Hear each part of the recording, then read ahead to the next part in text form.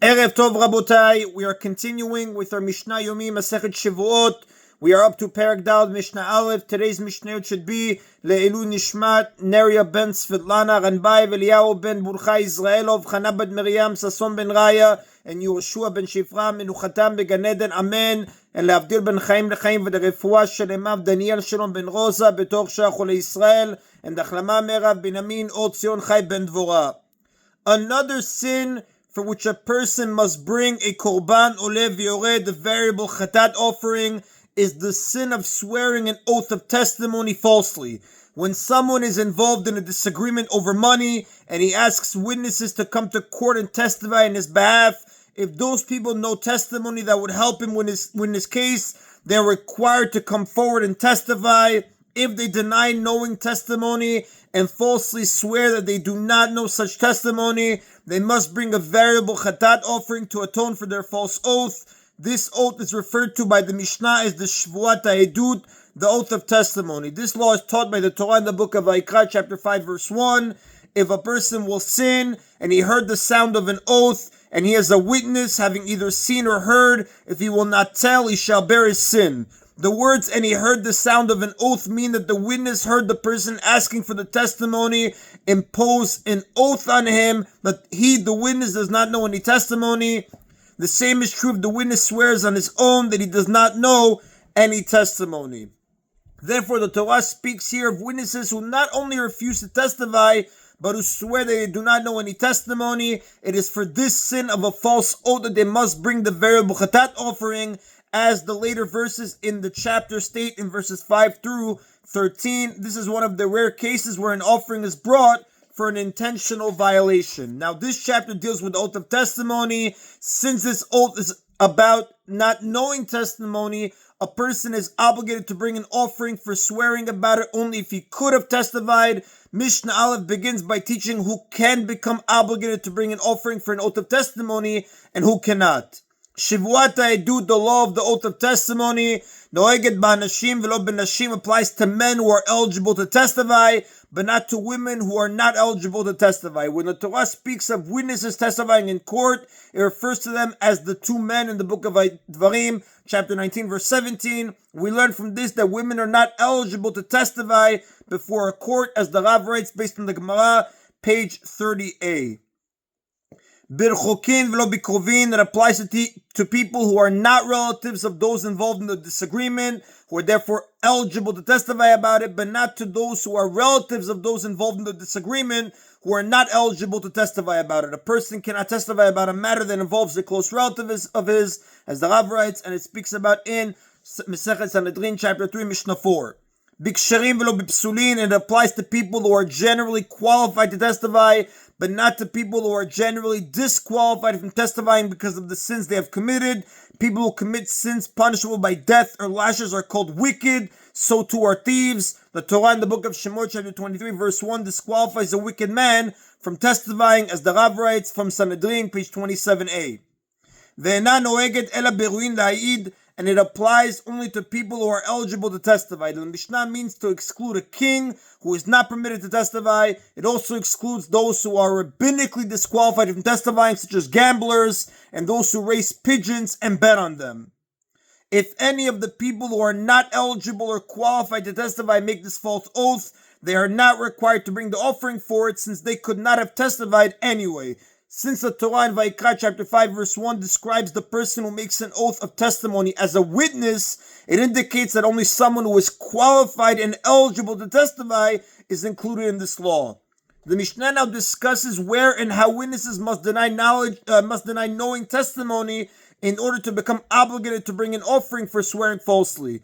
Bifnei bedin v'shelo bifnei bedin mipi atzmo. The penalty for the oath of testimony applies where the witness swears in court or out of court, as long as the oath came from his own mouth, meaning he says, "I swear that I do not know any testimony for you." However, if the witnesses do not state the oath themselves, but simply deny an oath imposed on them from the mouths of others, for example, someone says to them, "I impose an oath upon you to come and testify for me," and the witnesses respond, "We do not know any testimony for you," without saying the words "we swear," and chayavin ad sheichperu ben bebedin, they are not obligated to bring an offering unless they deny knowing the testimony in court. Div Rabbi Meir, these are the words of Rabbi Meir. Now, in discussing the oath of testimony, the Torah speaks of someone who heard the sound of an oath in the book of Vayikra, chapter 5, verse 1. This teaches that a witness can become subject to the oath of testimony even if he heard it imposed on him by someone else. He does not need to say the words, I swear. It is enough that he responds to the imposed oath by repeating his denial. Now, this is one of the ways in which an oath of testimony is different from an oath of declaration. A person is not guilty of violating an oath of declaration unless he makes the oath by saying, I swear, or by answering amen to an oath said by someone else. Answering amen to an oath is the same as saying, I swear. However, a person can become guilty of swearing an oath of testimony falsely, even without saying, I swear, or amen. Now again, Rabbi Meir said that if the witnesses do not state the oath themselves, but simply deny an oath imposed on them from the mouths of others, they are not obligated to bring an offering unless they deny knowing the testimony in court. The verse about the oath of testimony implies that the witnesses denied knowing testimony in a place where their testimony would have been effective, meaning in court. This verse, however, speaks only of a case where the oath was imposed upon the witnesses by someone else. We learn from this that when an oath is imposed by others, it must be denied in court before it can become subject to an offering. Now, the Torah does not speak explicitly about an oath of testimony that witnesses swear on their own, meaning without it being imposed on them by others. The fact that such an oath is also considered an oath of testimony is learned from a Gzerah Shavah that compares the oath of testimony to the oath of deposit, which will be explained in chapter 5, Mishnah 1.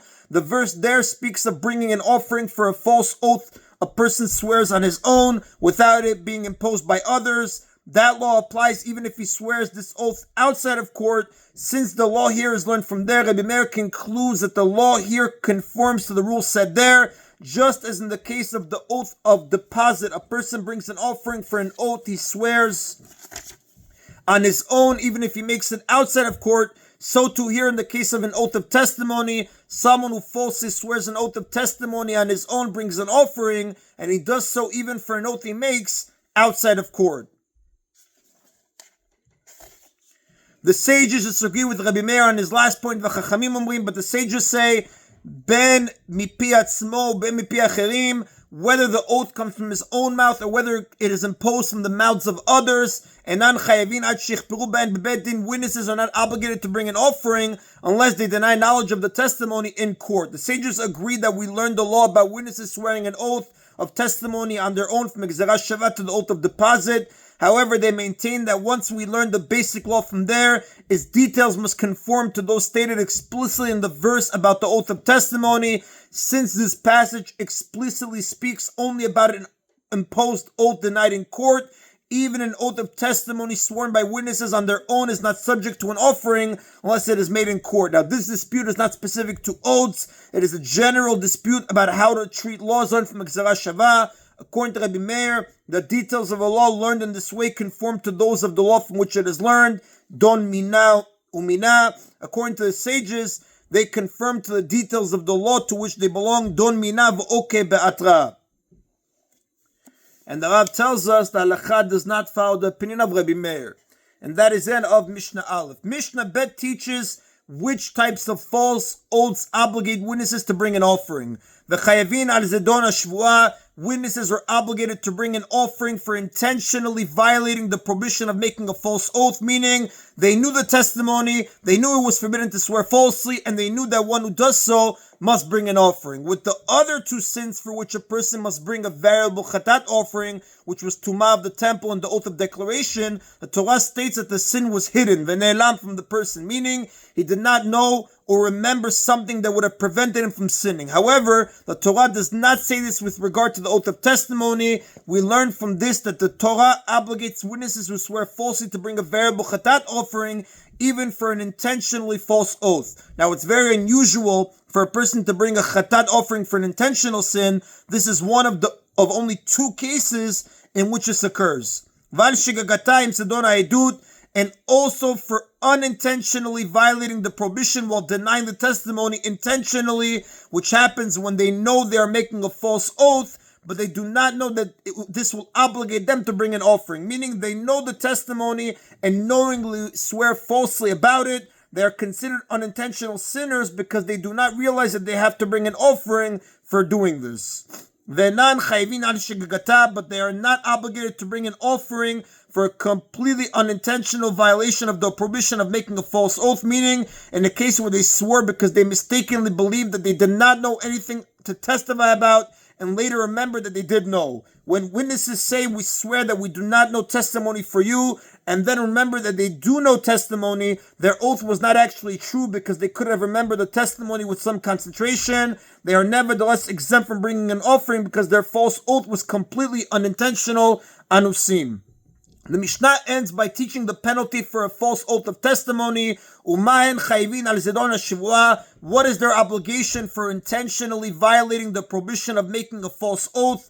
The Mishnah refers here to both of the cases mentioned above in which the witnesses are obligated to bring an offering. Korban olev yored, they must bring a variable chatat offering. They do not, however, receive malkut, as is the case with an oath of declaration, because they can always claim they really did not remember anything at the time they swore. And that is the Rabotai of today's Mishna Yomi. Baruch Adonai Leolam. Amen v'amen.